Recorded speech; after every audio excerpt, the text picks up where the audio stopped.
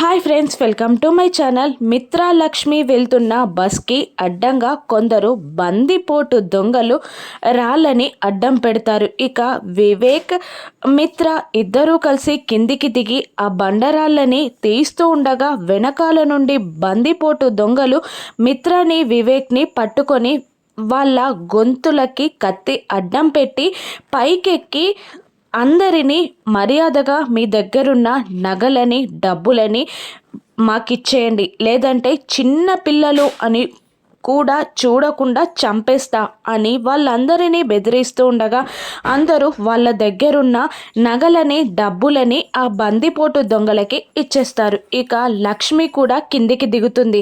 మిత్ర, వివేక్లు వాళ్ళ నుండి తప్పించుకోవడానికి చాలా ట్రై చేస్తూ ఉంటారు, కానీ వాళ్ళ వల్ల కాదు. ఇక ఒక రౌడీ లక్ష్మి మెడలో ఉన్న తాళిని చూసి అదిగో తాళుందిరా, ఇవ్వమను అని అంటూ ఉండగా ఒక దొంగ లక్ష్మిని తాళి ఇవ్వమని అడుగుతూ ఉండగా లక్ష్మి తాళి ఇవ్వదు. అప్పుడు ఇంకా చూస్తున్నావేంట్రా, తెంచు అని అంటుండగా ఆ రౌడీ లక్ష్మి మెడలో నుండి తాళి తెంపబోతూ ఉంటాడు. మరోవైపు వీళ్ళ ఫ్యామిలీ కోసం దీక్షితులు గారు యాగం చేస్తూ ఉంటారు. ఇక మిత్రకి ఏదైనా ప్రమాదం జరగనుందా?